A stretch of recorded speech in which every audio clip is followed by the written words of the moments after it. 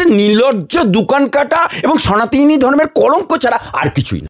আগামীকালকে মহালয়া, এই দেবীপক্ষের সূচনার আগেই পিতৃপক্ষতে আবারও রাজ্যের মাননীয় মুখ্যমন্ত্রী মমতা বন্দ্যোপাধ্যায় মা দুর্গার পুজো উদ্বোধন করলেন। সেই নিয়ে আবারও বিতর্ক সমাজ মাধ্যমে। এই মুহূর্তে আমার সঙ্গে রয়েছেন আইনজীবী বা মুসলিম প্রতিবাদী মুখ সৈয়দ আলী আফজল চাঁদ। আমি কথা বলার চেষ্টা করব। নামের পাশে আছে মমতা ব্যানার্জি, তাহলে উনার সনাতনী ধর্মের সম্বন্ধে ওনার জ্ঞান থাকা দরকার।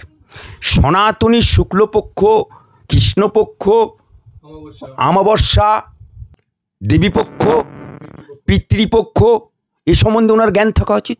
দুর্গার আরাধনা হয় না।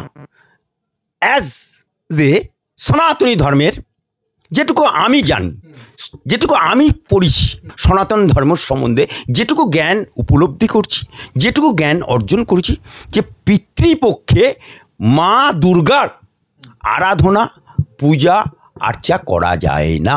একজন মুসলমান হয়ে বলছি, বাঙালি মুসলমান হয়ে।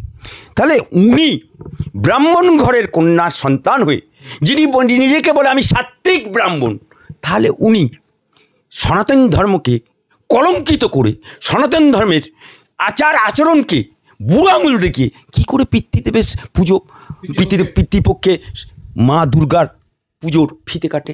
এটা নির্লজ্জ দোকান কাটা এবং সনাতনী ধর্মের কলঙ্ক ছাড়া আর কিছুই না। সনাতনী ধর্মের একজন সাত্ত্বিক ব্রাহ্মণ মেয়ে কন্যা মুখ্যমন্ত্রী হয়েছে বলে ধর্মকেও বিদ্রোচারণ করবে, এই মেয়েটি যদি ধরুন ইসলাম ধর্মের হতো আর এইরকম, শুধু আপনাকে একটা উদাহরণ দিচ্ছি ইসলাম ধর্মের। বহরমপুরে বেলডাঙ্গাতে একটি পুজো মণ্ডপে লাইটিং হয়েছে। সেই লাইটিং কার্তিক পুজোর সময় একটি লাইটিংয়ে নবীর সম্বন্ধে কিছু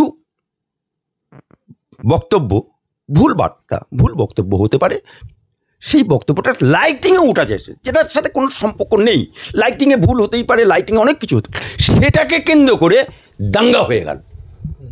মমতা ব্যানার্জি যদি আজকে মুসলমান ধর্মের এরকম কিছু করত, তা মমতা ব্যানার্জিকে উল্টো করে ধরে, ঠ্যাং ধরে উল্টো করে পেটাতো। হিন্দু সমাজ, সনাতনী সমাজ অত্যন্ত ধৈর্যশীল, অত্যন্ত সহনশীল এবং অত্যন্ত মানবিক। যদি তা না হতো তাহলে মমতা ব্যানার্জি এতক্ষণ পর্যন্ত জিন্দা লাশ হয়ে যেত। মমতা ব্যানার্জি ঈদের নামাজে রেড রোডে এরকম ওন্না চড়িয়ে আল্লাহু আমিন, আল্লাহু আকবার, আবার মুসলমান গদগদ দেখলে সেখানে বলে আলহামদুলিল্লাহ, আবার সবার শেষে বলে খোদা হাফেজ, এই সমস্ত শব্দগুলো ব্যবহার করে। আবার বলে উনি নাকি কালী পুজো করে, উনি নাকি দুর্গা পুজো করে, উনি নাকি সরস্বতী পুজো করে, মানে ওনার গুণের সীমা নেই। তা উনি যদি সাত্ত্বিক ব্রাহ্মণ ঘরের মেয়ে হয়, তাহলে সনাতনী ধর্মের ব্রাহ্মণরাই হচ্ছে উচ্চ ধর্ম,